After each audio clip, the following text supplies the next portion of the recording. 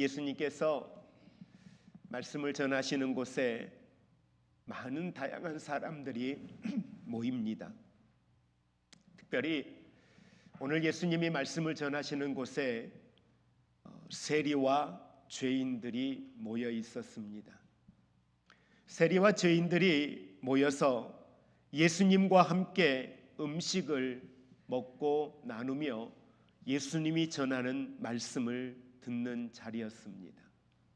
근데 그곳에 바리새인과 서기관들이 함께하며 수군거리기를 시작합니다. 어떻게 예수님이 죄인된 사람들과 함께 식탁을 할 수 있는가? 그들이 가지고 있는 인식으로는 이해되지 않았습니다. 어떻게 예수님이 죄인들과 함께 식사하고 함께 교제한다는 것, 그들이 가지고 있는 상식과 그들이 가지고 있는 문화로는 이해되지 않아 수군거리기를 시작했습니다. 성경은 수군거리는 그들의 이야기를 듣고 예수님이 그들에게 세 가지의 비유의 말씀을 전하십니다. 그게 누가복음 15장에 나와 있는 말씀입니다. 한 비유는 잃은 양을 찾은 목자의 모습을 이야기합니다. 그리고 또 한 곳에는 잃은 드라크마를 찾는 여인을 비유하여 말씀하고, 그리고 세 번째가 오늘 우리가 함께 교독했던 잃은 아들을 되찾은 아버지의 모습을 비유로 말씀하셨습니다. 오늘 예수님이 하신 말씀은 비유의 말씀들입니다. 왜 예수님이 오늘 이 비유의 말씀들을 하셨을까?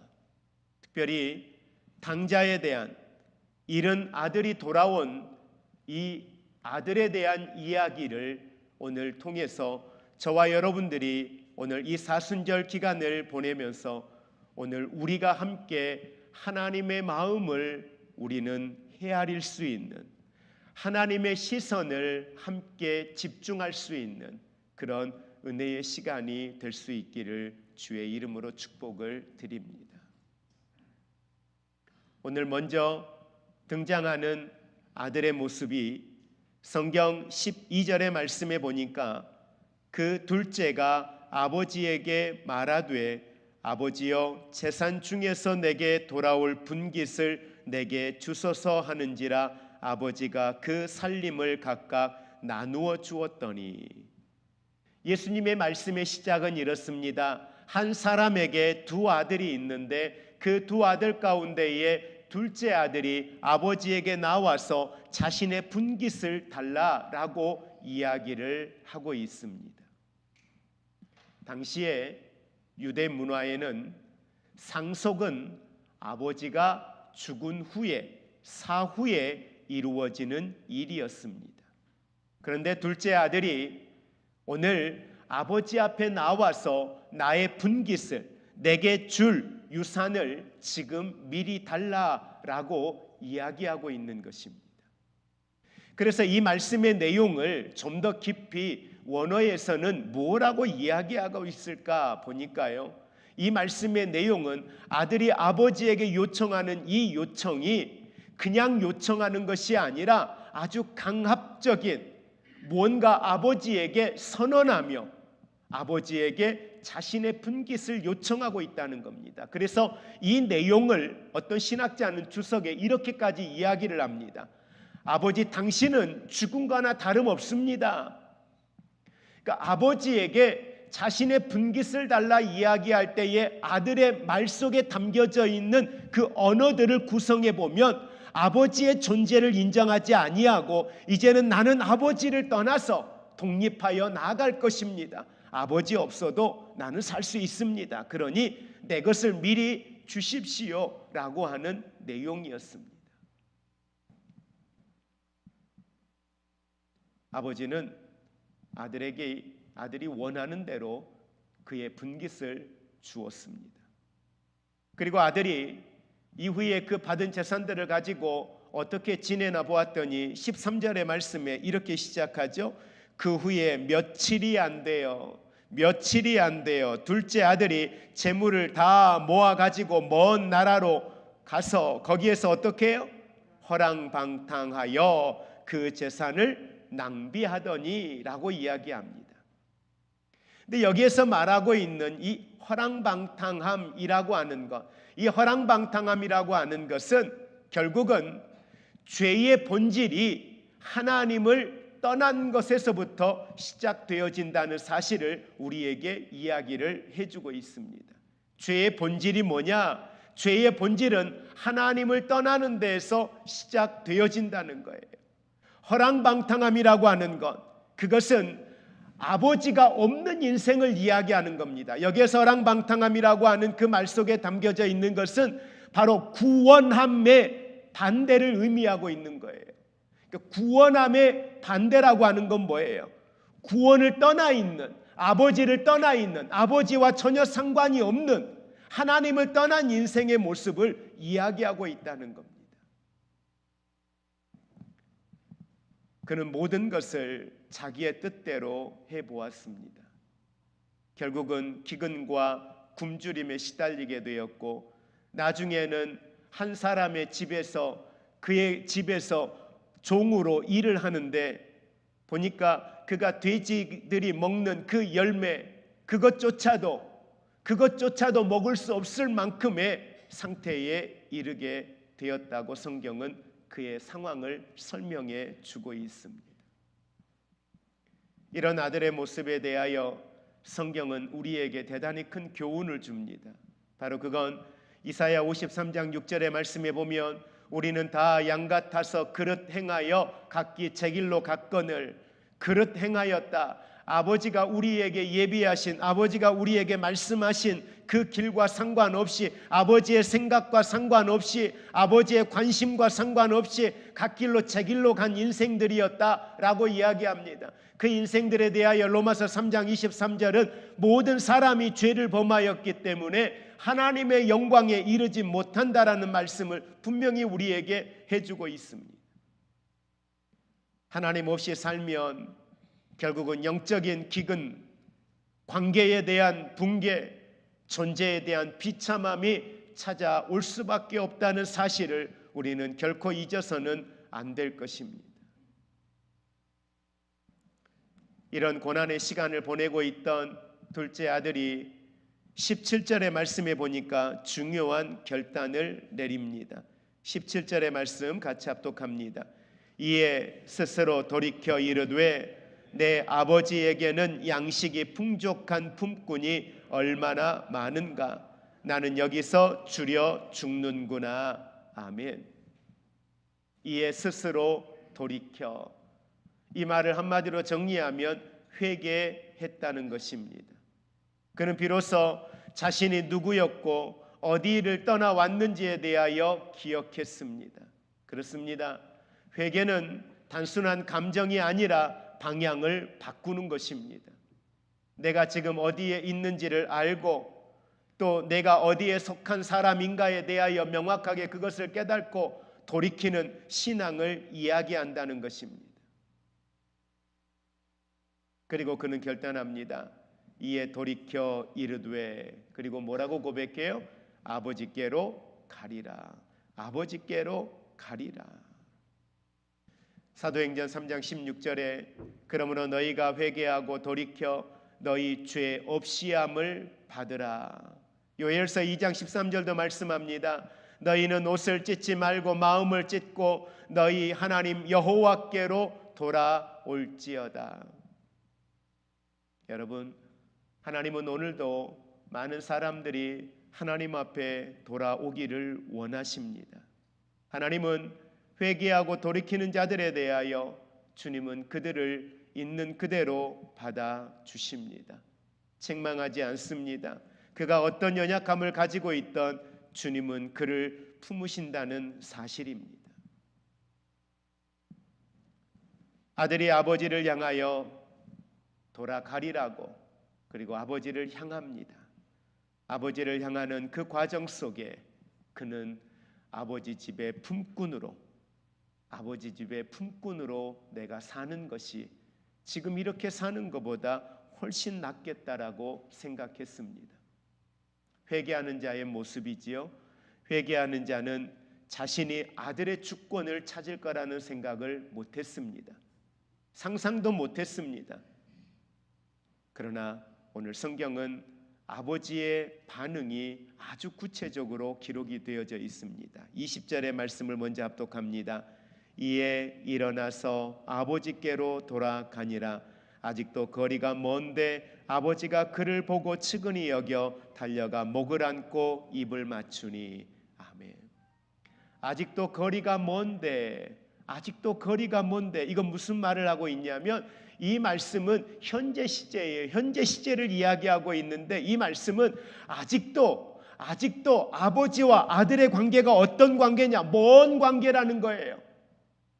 아직도 아버지와 아들의 관계는 회복되지 않는 관계라는 거예요. 더 정확하게 이야기하면 지금 이 시간의 관계는 아들은 죄인이요, 아버지는 죄인된 아들을 바라보고 있는 아버지의 모습이라는 거예요.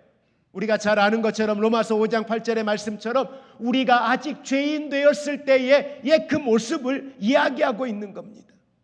그런데 그때에 아버지가 아들의 오는 모습을 발견합니다. 그리고 발견하고 어떻게 아버지가 아들을 향하여 나아가는 모습을 보게 됩니다. 중요한 건요, 언제 올지 기약 없습니다. 근데 아버지가 지금 아들을 보았다는 건 뭘 이야기하는 거예요? 아버지는 늘 그곳에 계셨다는 거예요. 아들이 허랑방탕하게 지낼 때에도, 돼지가 먹는 그 열매로 배를 채우고 싶은데 채우지 못하고 있는 그 순간에도 아들이 아버지에게로 돌아가야 되겠다고 죄인된 모습이지만 종의 몸으로라도 내가 아버지 집에 사는 것이 낫겠다, 먹고 사는 문제 때문에 아버지가 그리워서가 아니라 먹고 사는 문제 때문에 아버지에게로 돌아가겠다라고 하는 그 마음 먹는 순간에도 아버지는 어디 계셨어요? 거기에 계셨다는 거예요. 늘 아들을 향하여 있었다는 거죠. 뭐가요? 아버지의 시선이요. 그리고 거리가 너무 멀어요. 아마 그게 아들이 아니라면 누구인지 분간하기 어려운 거리입니다. 근데 아버지가요, 오늘 보이는 반응이 어떻게 보였어요? 자, 20절 다시 한번 봅니다. 이에 일어나서 아버지께로 돌아가리라. 아직도 거리가 먼데 아버지가 그를 보고 측은히 여겨 어떻게 해요? 달려가라고 이야기하고 있어요. 여러분, 당시의 유대 문화에는 남성들이 달려간다는 것, 그건 뭐예요? 체면을 버리는 일이에요. 그러니까 달려간다는 건 당시의 문화로는 쉽지 않는 일입니다. 그런데 아버지가 지금 안 달려갈 수 있겠습니까? 아들이 돌아오는데요. 아들이 돌아오는데 이게 누구의 마음이에요? 아버지의 마음이에요. 그러니까 꼭 이런 표현이죠. 다윗성에 이제 통일 왕국을 이루고 다윗성에 들어갔잖아요. 그리고 이제 뭘 맞이해요? 사무엘하 6장 이하에서부터 이제 법궤가 들어오잖아요. 법궤 들어오는 과정에 다윗이 어때요? 법궤가 들어오니까 춤을 춰요. 너무 좋은 거예요. 너무 좋은 거예요. 법궤는 뭘 상징해요? 하나님의 임재를 상징하잖아요. 하나님의 임재를 상징하는 그 법궤가 지금 들어와요.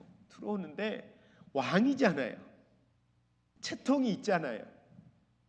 근데 그걸 견딜 수가 없는 거야. 그러니까 나가서 춤을 추는 거예요. 너무 행복하니까. 아들이 지금 돌아오는데, 매일같이 아들을 기다리고 있다가 아들이 지금 돌아오는데 아들을 바라보는, 아들을 발견한 아버지가 어때요? 아들은 아직 몰라요. 저기 아버지가 계시는지도 몰라요. 그런데 그 돌아오는 아들의 모습을 보고 어때요? 너무 좋은 거예요. 체면이고 뭐고 없어요. 달려가서 아들을 어떻게 해요? 꼭 껴안아요. 입 맞추고 아들을 껴안는 모습을 봅니다. 이것은 아직도 거리가 먼데 아버지의 열망이에요. 아직도 죄인된 나예요. 근데 아버지가 그에게 다가가요. 전적인 아버지의 사랑, 아버지의 은혜로 이루어지는 회복, 치유, 구원의 역사를 이 짧은 문장 속에 예수님은 하나님 아버지의 구원의 놀라운 역사를 이곳에 표현해주고 있다는 사실입니다. 시편 103편 13절에 아버지가 자식을 긍휼히 여김같이 아버지께서는 자기를 경외하는 자를 긍휼히 여기시나니. 여러분, 아버지가 자식을 긍휼히 여김같이 여호와께서는 자기를 경외하는 자. 물론 이 아들은 아버지를 경외함보다는 먹고 살기 위해 아버지를 바라보았어요. 아버지 집을 향했어요.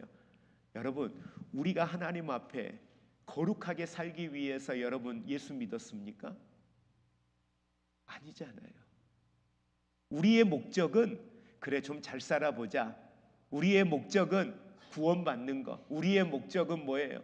야, 예수 믿는 사람 보니까 괜찮더라, 잘 되더라, 하나님이 이렇게 치료하시더라, 축복하시더라, 병 낫기 위해서, 내 자녀 잘 되기 위해서 뭔가 종교적인 목적이 있어서 예수님 앞에 나온 거예요. 하다 안 되니까 그래 교회 가보자, 하나님 앞에 나가보자, 그래서 나온 거예요. 목적은 그거예요. 아버지 집으로 향하는 건 회개하는 마음이 아니라 먹고 살기 위해 아버지에게 향한 거예요. 그런데 그렇게 아버지를 향하는 그 모습까지도 아버지는 뭘로 보시는 거예요? 하나님을 경외함으로 보시는 거예요. 그리고 그걸 어여삐 보시는 거예요. 그걸 기쁘게 받으시는 거예요.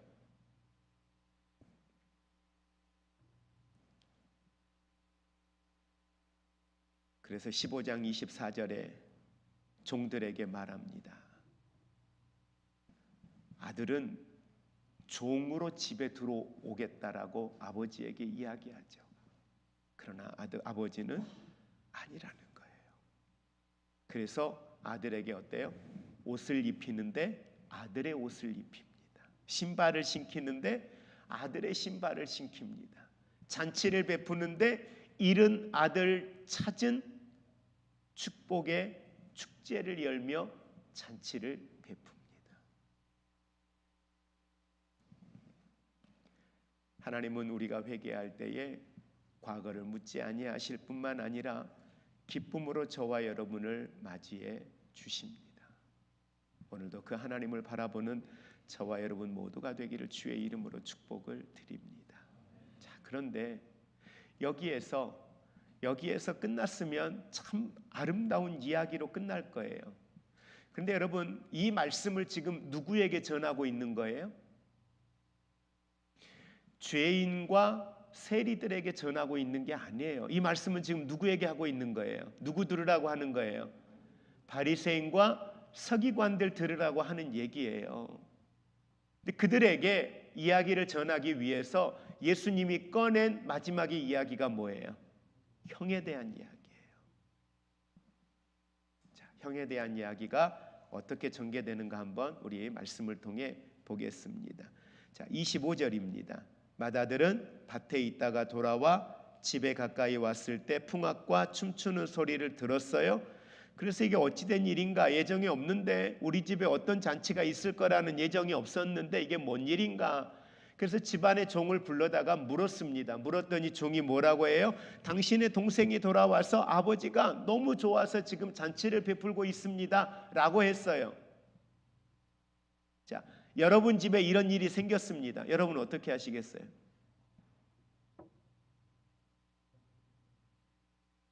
김명현 집사님, 형이 캐나다를 가서 아버지한테 엄마한테 막 이것저것 막 대출 얻어달라고 해가지고 다 가지고 캐나다를 갔어요.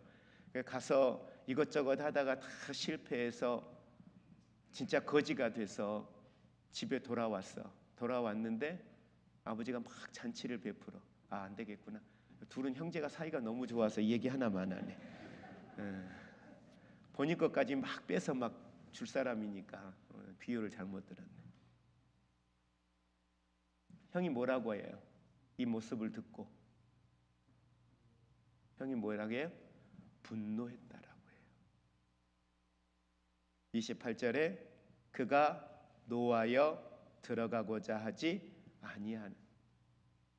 다 꼴 보기 싫은 거예요. 아버지도 동생도 다 보기 싫은 거예요.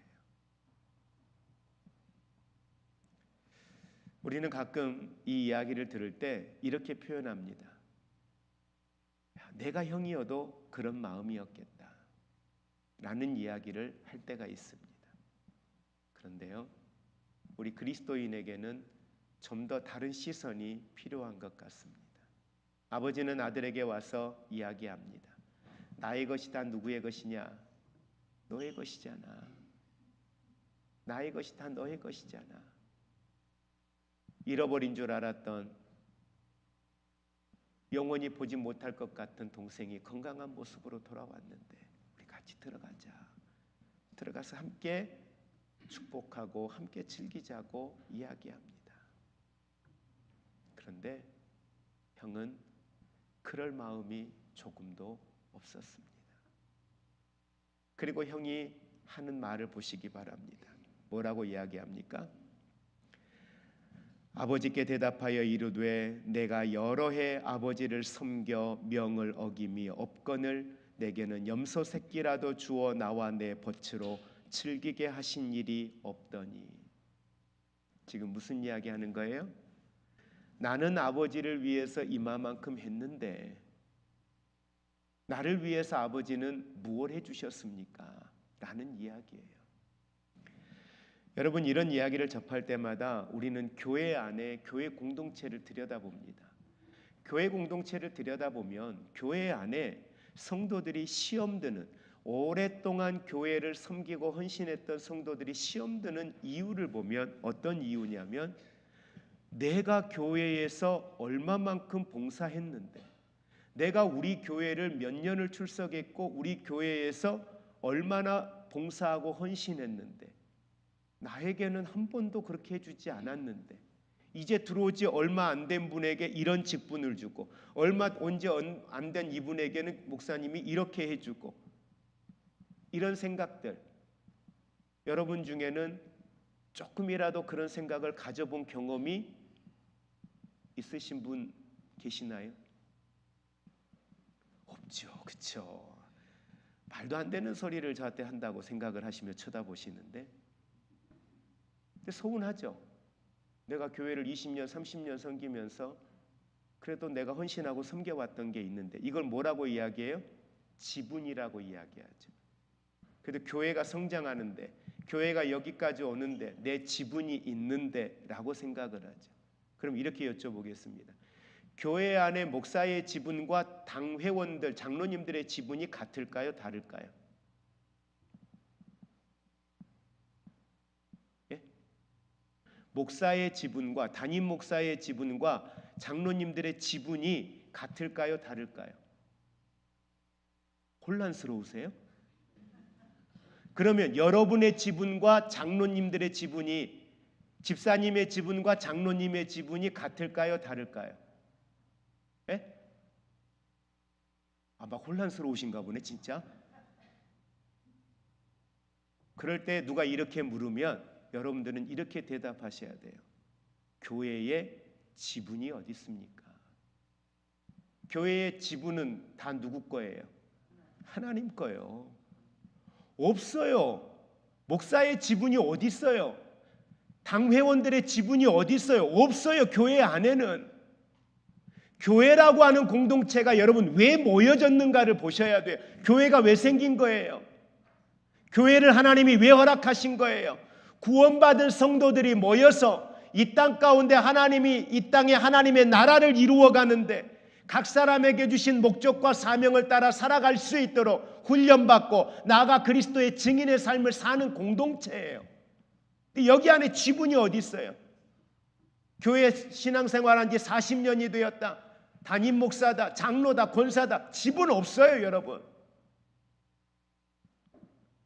어디 교회 안에 직분 때문에 그 사람이 가지고 있는 어떤 세상적인 명성 때문에, 사회적 지위 때문에 어떤 지분을 갖는다. 아니요, 다 똑같아요. 지분이라는 이 자체를 생각하는 순간 교회 공동체는 하나님의 나라의 공동체가 아니라 세상의 공동체와 다를 바가 하나도 없어지는 거예요. 그럼 정확하게 이야기하면 헌금 많이 하신 분이 지분이 많아져야 돼. 근데 그렇게 하나요? 아니잖아요.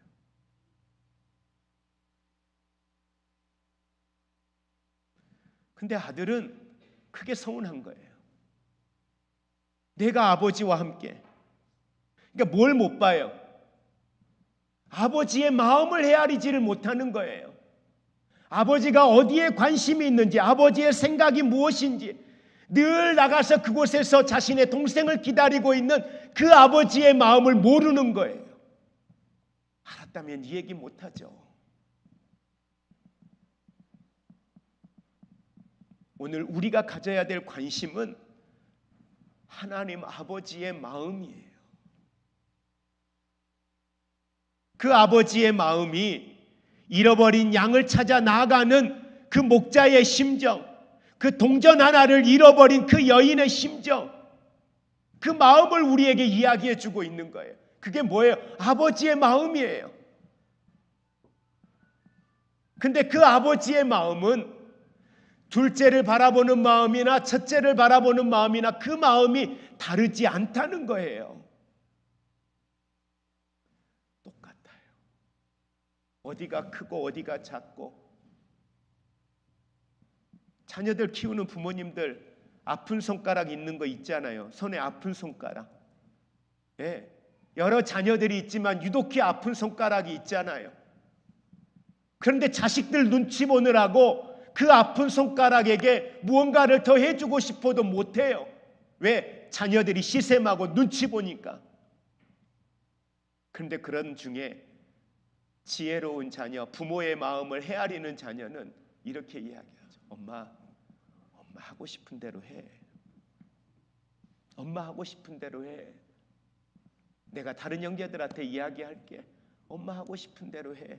엄마 그렇게 해주고 싶잖아. 그런데 말 못하는 거잖아. 이게 하나님의 마음이에요. 이게 하나님의 마음을 헤아리는 거예요.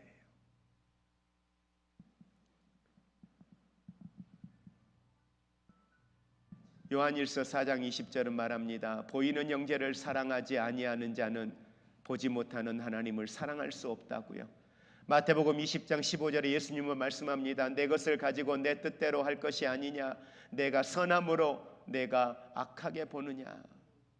진정한 회개는 내가 떠나 있음을 깨닫고 돌아오는 것뿐만 아니라 오늘 다른 이들의 회복에 대하여서도 함께 기뻐하는 마음을 가질 수 있는, 그래서 교회 공동체 안에 누군가 연약했던 사람이 잘 됐어요.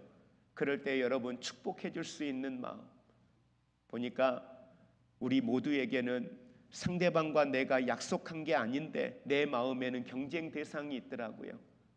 교회 안에 연배가 비슷한 그 공동체 안에도 경쟁의 대상이 있어. 나도 모르게 내 안에 경쟁의 대상이 있어서 그가 좀 잘 되는 거에 대해서 나도 모르게 내 마음이 불편해. 그런데 그가 뭔가 잘못됐어. 그가 그렇게 잘 되지 않아. 그 모습을 보면 그냥 마음이 평안해. 이런 마음들이 나도 모르게 내 안에, 교회 공동체 안에, 사회 속에, 직장 속에, 우리 안에 그런 모습들이 있단 말이에요. 사순절을 보내면서 우리는 오늘 이 탕자에 대한 이야기, 아버지에 대한 이 모습을 함께 보면서 우리는 몇 가지의 내용들을 함께 묵상하기를 원합니다. 먼저는 나는 누구인가냐는 거예요. 나는 지금 어디에 있느냐는 거예요. 나는 아직도 아버지를 떠나 허랑방탕한 곳에 있는가? 아니면 나는 아버지에게 종으로라도 나는 아버지 곁에서 살고 싶다 해서 아버지에게 돌아온 아들의 모습인가?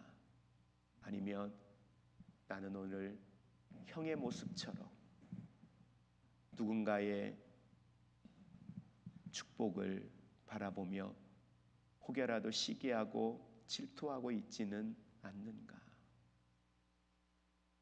고린도후서 13장 5절에는 너희가 믿음에 있는가 너희 자신을 시험하고 너희 자신을 확증하라고 말씀을 하고 있습니다. 이사야 30장 15절은 말합니다. 너희가 돌이켜 조용히 있어야 구원을 얻을 것이요 잠잠하고 신뢰하여야 힘을 얻을 것이라. 오늘 우리의 신앙을 온전히 점검해 볼 수 있기를 원합니다. 그리고 나아가 우리는 아버지의 마음을 품는 성숙한 신앙의 삶의 자리로 나아갈 수 있기를 원합니다. 형은 당자의 회복을 기뻐하지 못했습니다. 하나님의 사랑은 조건이 없습니다. 하나님의 사랑은 용서와 기다림입니다. 오늘 우리 역시 다른 이들의 회복을 시기하거나 정죄하지 아니할 뿐만 아니라 나아가 기뻐할 수 있는 신앙, 아버지의 마음으로 누군가의 연약한 이들을 바라볼 수 있는 성숙한 신앙의 사람이 될 수 있기를 주님의 이름으로 축복을 드립니다. 오늘 이 시간 우리의 시선이, 우리의 마음이 하나님 아버지의 마음이 될 수 있다면요, 어떻게 될까요? 가정 안에, 교회 공동체 안에, 직장 속에 내 시선이, 내 마음이 아버지의 마음이 된다면요, 그것이 우리의 삶에 실제로 나타나는 은혜가 있기를 주의 이름으로 축복을 드립니다. 골로새서 3장 13절의 말씀 같이 합독합니다. 누가 누구에게 불만이 있거든 서로 용납하여 피차 용서하되 주께서 너희를 용서하신 것 같이 너희도 그리하고. 마태복음 6장 14절입니다. 너희가 사람의 잘못을 용서하면 너희 하늘 아버지께서도 너희를 용서하려니와. 아멘. 말씀을 정리합니다. 사랑으로 함께 회복하는, 기뻐하는 공동체, 오늘 우리 화평교회가 그런 공동체가 될 수 있기를 주의 이름으로 축복을 드립니다. 누가복음 15장 7절에 예수님은 말씀합니다. 회개할 필요가 없는 의인 99보다 회개하는 한 죄인으로 말미암아 더 기쁨이 되느니라. 이미 우리는 구원받은 사람, 그렇죠? 그런데 한 영혼이 하나님 앞에 예배자로 세워져요. 그러니 99보다, 이미 99은 그들이 하나님 앞에 예배자로 세워질 때 하나님 나라에서는 천국잔치가 벌어졌고 하나님은 기뻐 받으셨어요.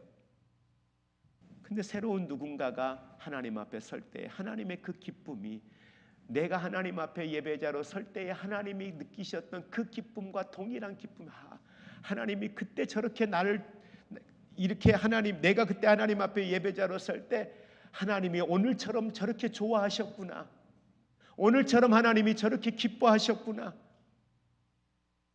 여러분, 하나님은 모두에게 그렇게 사랑하셨고 그렇게 하나님이 기뻐하셨습니다.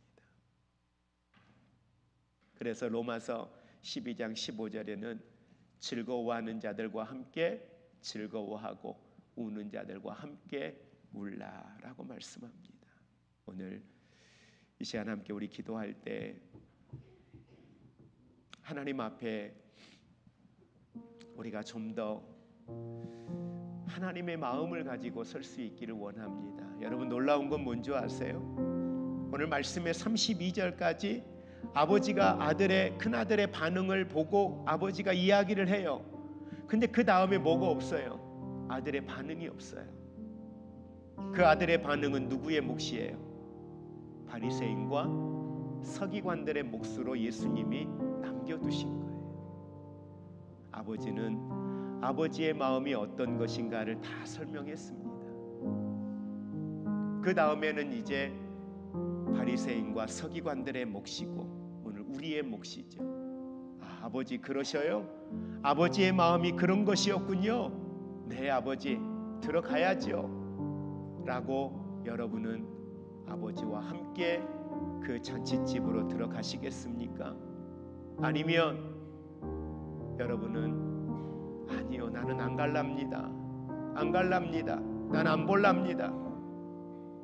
끝까지 죄인들이 예수님과 교제하고 식탁을 대하고 있는 걸 계속해서 판단하고 정죄하고 잘못되었다라고 수군거리고 계시겠습니까? 하나님, 이 시간에 내게 아버지의 마음을 주옵소서.